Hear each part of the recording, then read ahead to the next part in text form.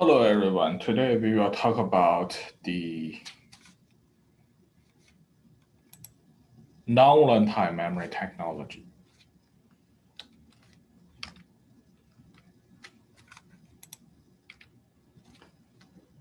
So traditionally, we have only a small capacity of a memory system.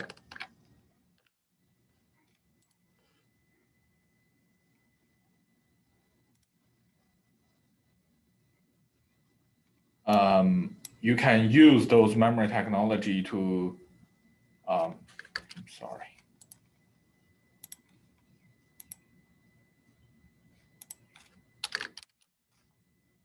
So you can use those memory technology to run some small software like Excel, Microsoft Word. But nowadays we have more complex applications in the data center. For example, like Instagram, you need to process tons of images real time in data center. Of course, if you set up a server for the Instagram service, and you also may have some real time query, which will look up some very huge database. So you hope that you can have a very fast machine to achieve that. Because of the big data applications, which designed for processing zettabyte or yottabyte large data, this is 1024 terabyte, which is one zettabyte. One K zettabyte is one yottabyte. We need a huge memory system like this so that you can actually store the database or the images in the main memory. Because of the Moore's law, because of the power problem, now we use multi-core processing technology. Even your mobile phone has multi-cores. For example, 8 cores, very normal. Then in this case, we need a very large on-chip cache. We introduce a lot of cache problem in the previous several class. Now in this lecture, we will focus on the main memory. And of course, in order to support these large cache and these many cores, we need a huge capacity of a main memory system. The problem here is very simple. We need more memory.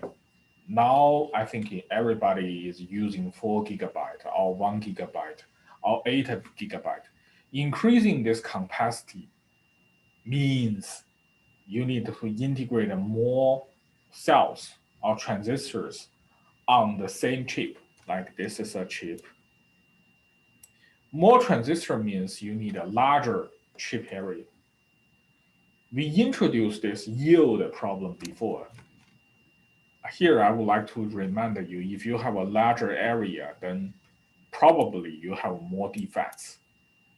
In that way, you will have a lower yield, and each chip will cost you higher prices. Traditionally, we do not have to worry about this too much because we can always have new process technology like 20 nanometer, 10 nanometer, 7 nanometer. But nowadays, becomes more and more difficult. Like Intel just cannot reach 7 nanometer. Of course, they can, fabricate one single transistor by 7 nanometer. That's easy, but considering you need to fabricate millions of billions transistors on the same chip at 7 nanometer with a very high yield so that you can maintain a lower price, that's difficult for Intel. And for everybody else. Again, particularly this is difficult for the DRAM. Why?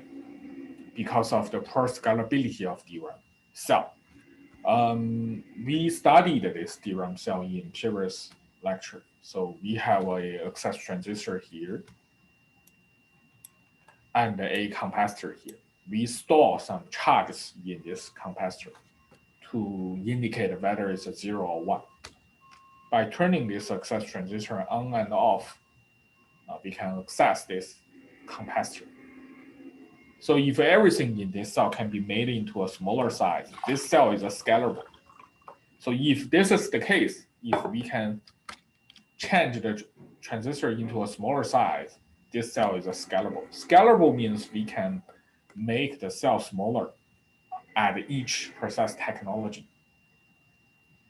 But unfortunately, this is not true. Why? Because we need to store the charges in this capacitor. If this capacitor is too small to hold any charge, then basically we cannot implement a function of DRAM. If we make this access transistor into a smaller size, more charge will leak through away from this cell. Then we need to more frequently refresh the cell. So this is not we cannot make it into a smaller size either.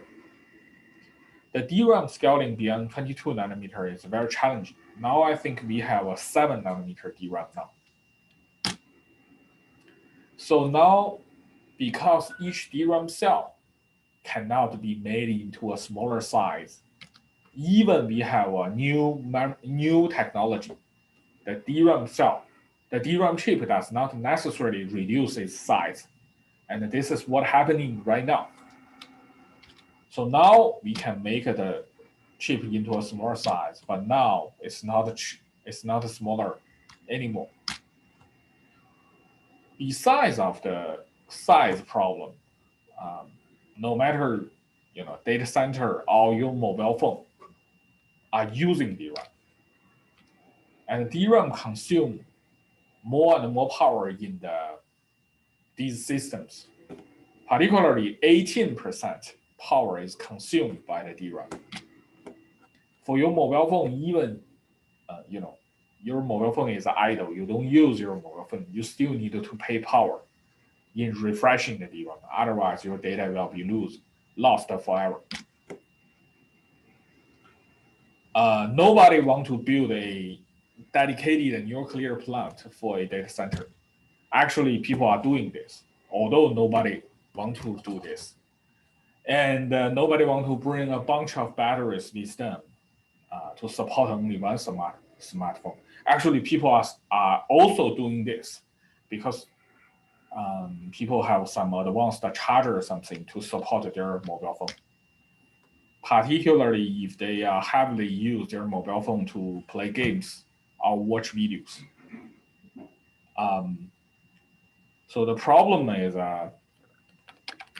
on the memory side, we can see that the core number doubles every 2 years.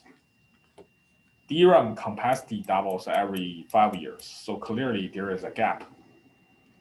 On average, the DRAM capacity per core actually drops every 2 years by 15%. So the problem is that we need a low power, large capacity main memory. Now we are using DRAM, which is the mature DRAM memory technology. And we use SRAM to serve as the on-chip cache. We explained this in the previous lecture. And we also have SSD flash. Now, I think most laptop, particularly the new laptop, use maybe 512 gigabyte SSD flash or 1 terabyte SSD flash. And this is existing technologies. Again, they have a lot of power consumption problem. So in order to build a larger capacity memory system, in this talk, I would like to introduce 3 new memory technologies. like the phase change memory, STT-MRAM, and RRAM. You can see that compared to the DRAM, these three memory technology has a smaller cell size. These 4F square, but here is 7F square. F square indicates the process technology size. If it's a 22, then F indicates 22. So you can see the PCM and RRAM has a smaller cell size than the DRAM. STT has a larger size, but STT is believed as the candidate to replace SRAM. So compared to SRAM, it's a smaller because it has only 20 F square cell size. STT has comparable latency against SRAM. So it's a very promising technology. For the phase change memory, it has a longer read latency, much longer write latency.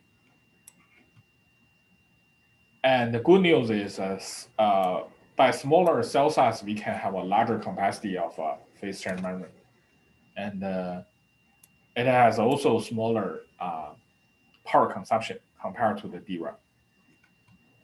So the phase change memory compared to the DRAM has some advantages and disadvantages. And our job is to cover the disadvantage, try to mitigate the disadvantage, weakness of the phase change memory so that it can compete with the DRAM. RRAM is similar to the phase change memory, but people typically use it to implement some computing logic. We will learn about RRAM in the next lecture. So I will focus on these two technology in this talk. The biggest advantage of the DRAM of the phase change memory, of course, is the cell size. It has only 4F square. Smaller cell size means with the same die area or chip area, we can have a larger capacity. So compared to the DRAM, we can have maybe doubled or 1.5 times larger capacity. Besides the capacity advantage, we also have a no leakage, fast read operation, comparable fast read operation, and small cell size. Small cell size is the largest advantage of phase change memory, but it also has some disadvantage like a slow write operation, short endurance. Short endurance means after you consecutively constantly write one cell, maybe after 10 to 8 times, the cell will be broken. Broken means at that time you cannot change the cell state anymore. If it's a 1, it is stuck at 1. If it's a 0, then it's stuck at a 0. It also suffers from large write power problem. So now you can actually buy the phase change memory technology on the market. Intel released a product named 3DX Point. So you can actually buy some PCM-based memory on the market now. So with these new memory technology, in the future, we expect a larger on-chip cache because we have STT-MRAM. Now we have phase change memory with the same power budget. At least, I think the memory capacity can be quadrupled. So in this lecture, we will address these three problems. So before the problem, I would like to emphasize on the background. of the phase change memory. So phase change memory utilized the phase change material to record the data. So this is the material. It's some chemical ion. You can see this is a very complex structure. And this is very regular structure. This structure is a so-called amorphous state. Because it doesn't have a regular structure, the resistance here is high. If you have a very regular state here, this is so-called a crystalline state. It has a low resistance. So by the operation like a set, we can write the cell from amorphous state to crystalline state. And the reverse transition is enabled by the reset operation. So you can actually build a PCM array just like the DRAM by replacing the capacitor by the PCM cell. So let me highlight the detail inside one cell. So in the middle of the cell, of course, it's a thin layer of phase change material. And then you have a heater here.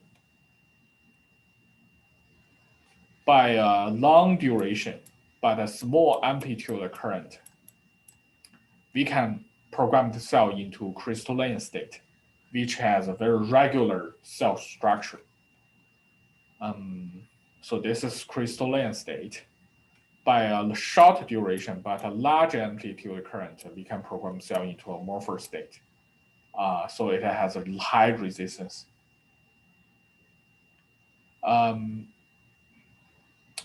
Besides the full set state, low resistance, and full reset state, high resistance, we can have some intermediate resistance like this. So the intermediate resistance are actually achieved by generating some, filament on the amorphous fraction. You generate some curves on the amorphous fraction so that they can achieve the intermediate states. We can use these states to record multiple bits in one cell, not necessarily just 1 and 0. Maybe we have a 1, 1, 0, 1. So in this way, we can record 2 bits. And this is so-called multiple level cell. By multiple level cell, one cell can store 2 bits. Apparently, now you double the capacity. And you reduce the cost per bit for free. But it's not free, actually, because each write, you will take a longer time to finish each write.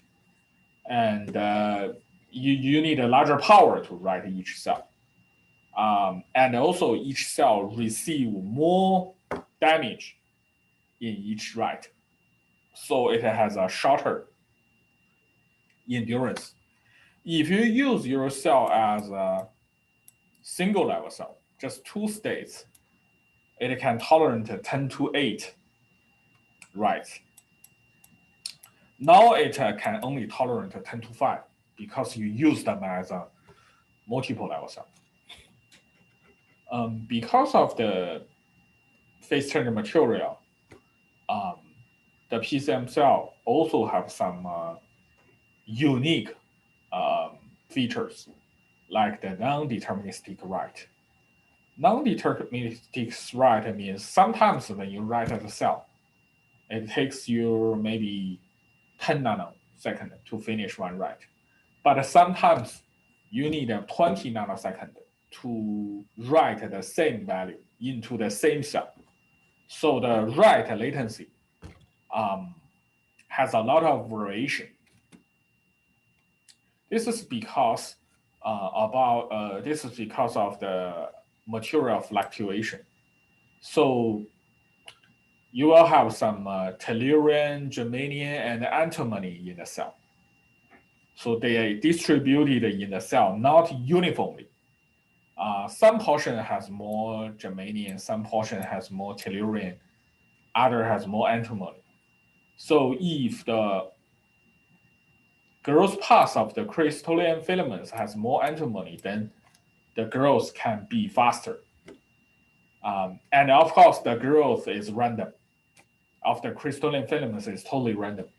So sometimes when you just try to generate some filaments, it's faster because it has more antimony. Otherwise, if it has less antimony, then it's slower. That's the reason why you have a non-deterministic right. To precisely control this undeterministic right, PCM typically adopt an iteration-based right algorithm. So we use a reset operation to initialize the cell to the maximum resistance.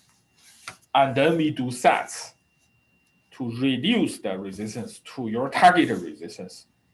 Between two sets, we check whether the resistance reached the target resistance. If yes, we can stop. Otherwise, we have to continue to do the sets like this. So during this verify operation, if it's reached the target resistance, we can remove this set. So we can stop here. Otherwise, we have to do the right operation iteration by iteration until we reach the target resistance. So you can see the power is larger. Right takes multiple iterations, its latency is longer. Why do we need a multiple level cell? The answer is simple.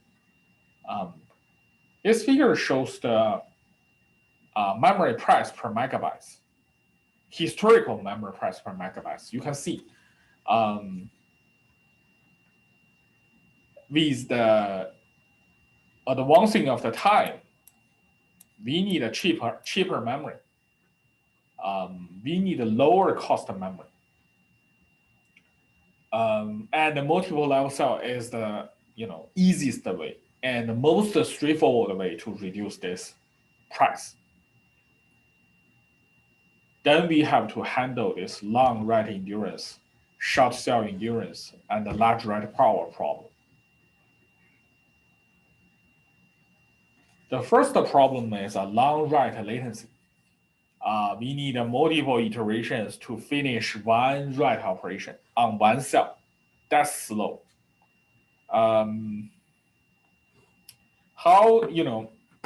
So how the write operation happens, I will use one example to explain that.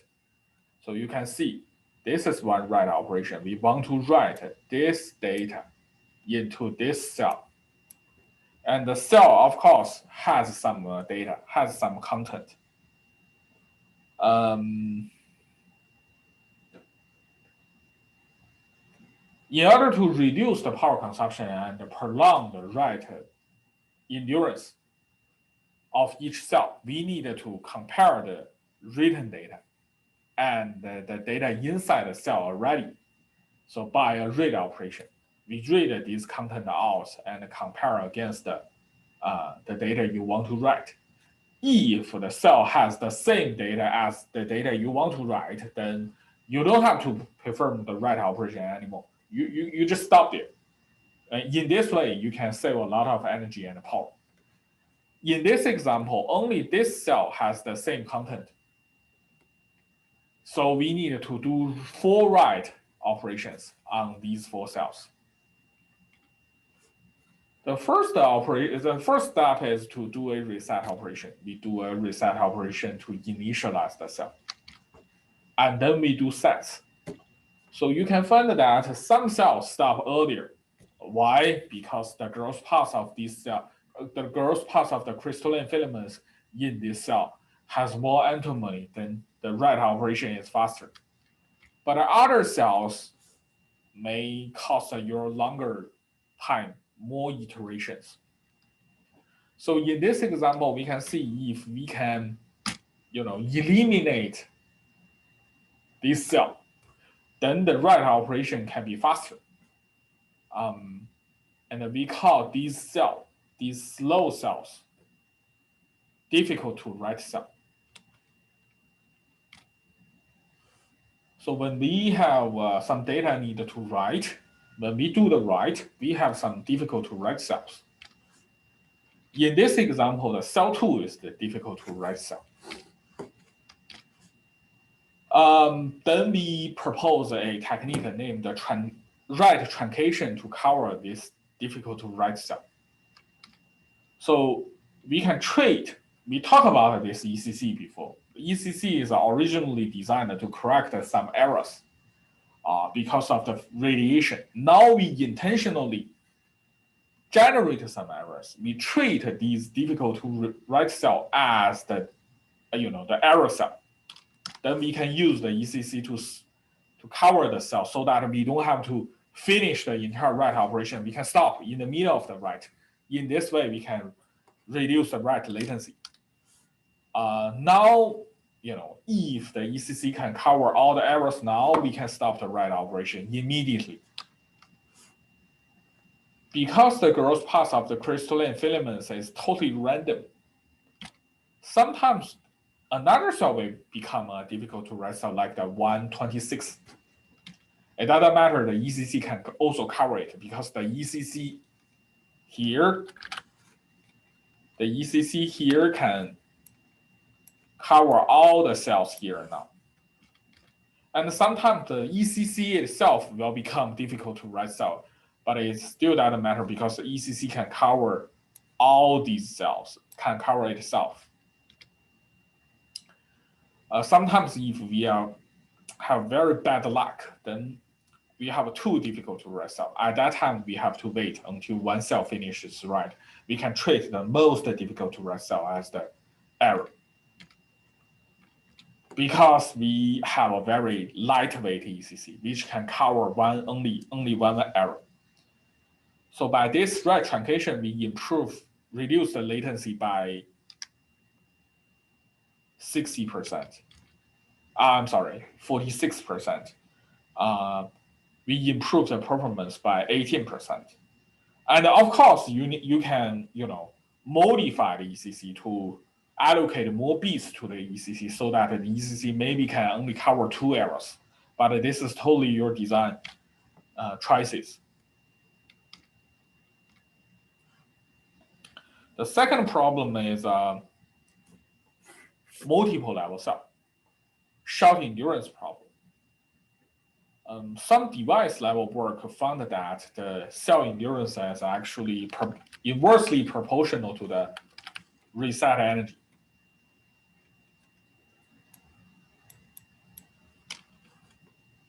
So double the reset energy will reduce 99% cell endurance. So the endurance is very sensitive to the reset energy.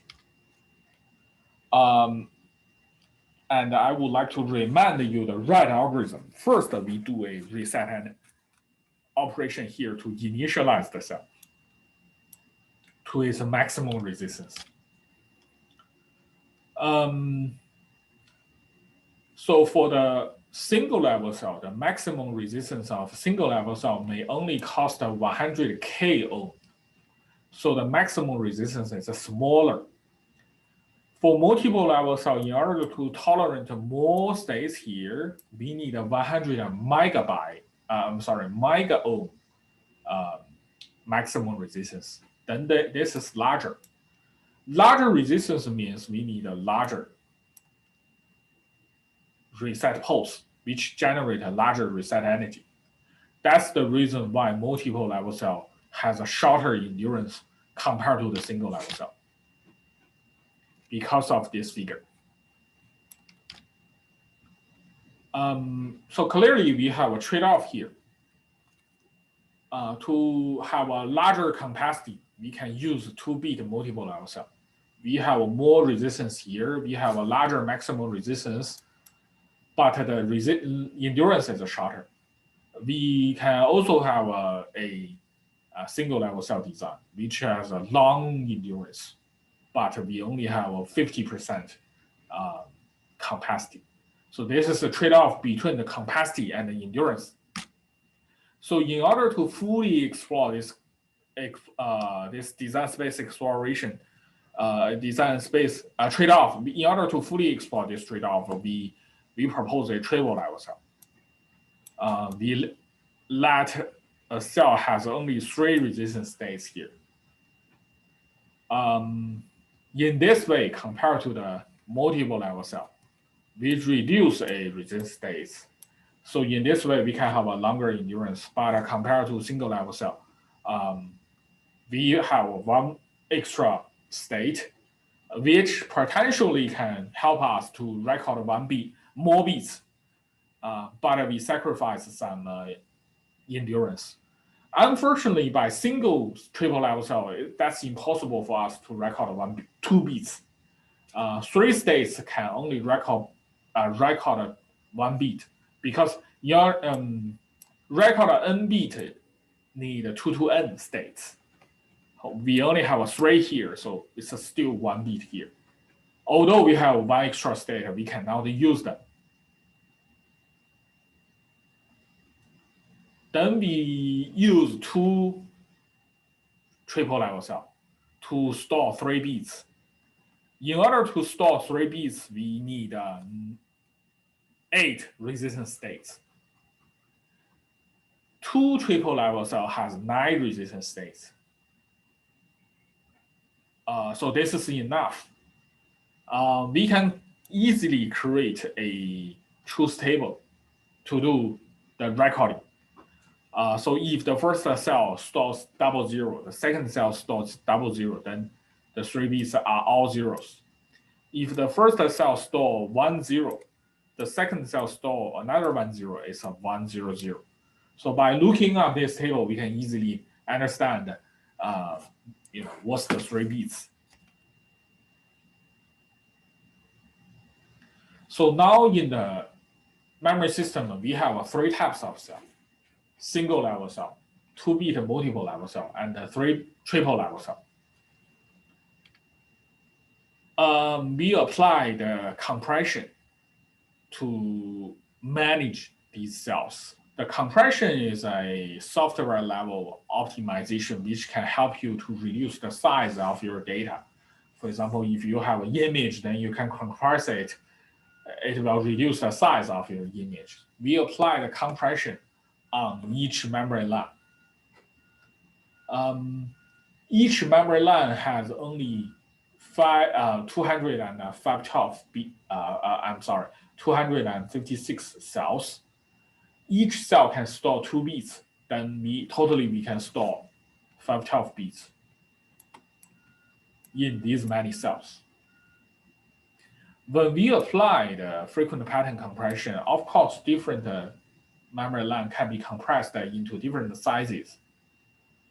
So if the compression ratio, which represented by the compressed data size divided by the original data size, if this ratio between in this range, we store the data in multiple level cell. If we are lucky, then we can have a larger compression ratio. Then basically we store the data in the triple level cell. If the data is highly compressible, then we store the data in single level cell. Actually, most data can be stored as the triple level cell in this case, based on our experience.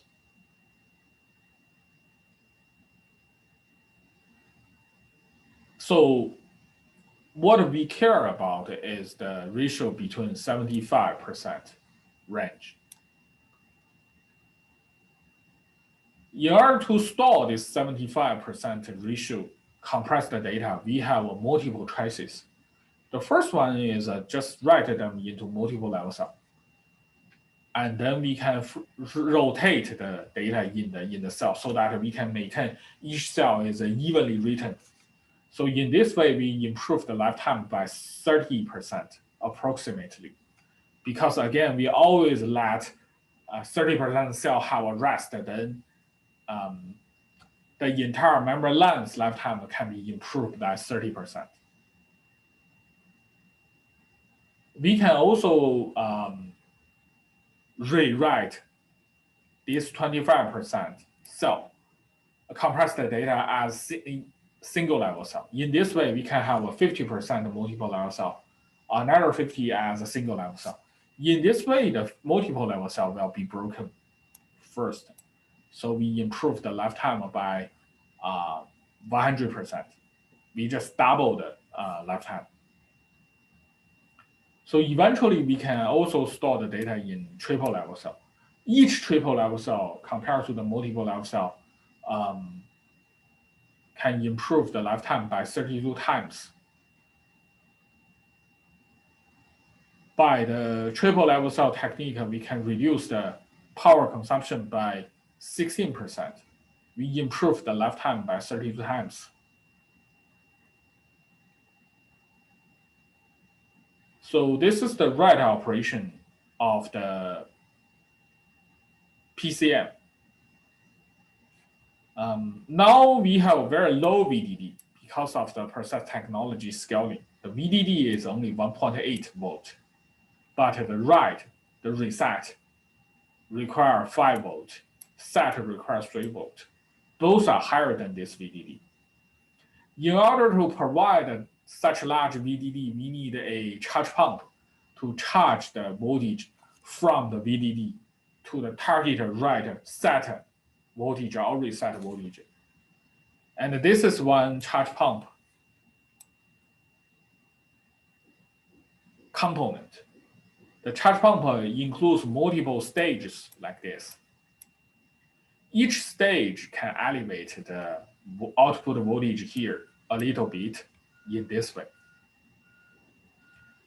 And you can see the pump actually occupy a very significant portion of the PCM chip.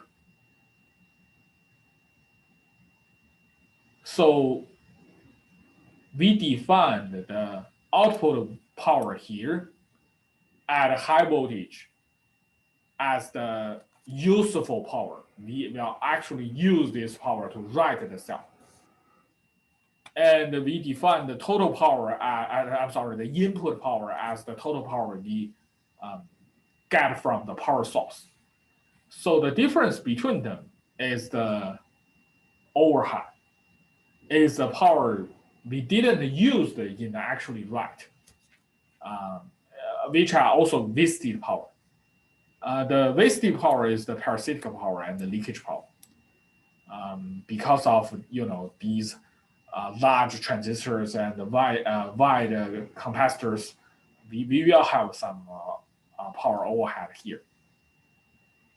So we defined the power efficiency of the charge pump as the dynamic power divided by total power. Dynamic power is the output power here. So the efficiency is only 20% to 50%. So it's very low efficiency. Particularly for the reset charge pump. So you can see these many are wasted power. Why? Because reset power is higher than the set power. The higher output voltage is, the more wasted power the charge pump needs to pay. So our target is to reduce this portion of the wasted power. How to do that? We propose the reset scheduling. Again, this is the right operation. We first do the reset and then do sets. This is what we learned from the first example. Because we writing different values require different numbers of set iterations. Writing the 00, which is the highest resistance states, only require a reset operation. It doesn't require any set. However, write these intermediate resistance like 0, 1, 1, 0. It requires more set iterations because in order to achieve the intermediate resistance, we need more iterations of set. So in the first iteration, we do reset and then we do set. Because all the cell will be reset in the first iteration, then we have a power peak here. In order to support this peak power, large peak power, we need a large charge pump. But actually, we can schedule the reset like this. We can delay the reset on these cells because these cells require less set iteration. So if we do this, then we reduce the peak power by this much, but we didn't prolong the write latency because these cells require shorter set latency. So still this one decides the entire write latency. So by this reset in scheduling, we reduce the reset power by 70%. We only slightly increase the performance by 1%. So in this lecture, I briefly introduced some new non-volatile memory technology, which doesn't require the refresh. Although it has a larger capacity, high cell density, low leakage power, it suffers from a long write latency, short endurance, and a large power, read power problem. We propose 3 different techniques to overcome these problems. Any question?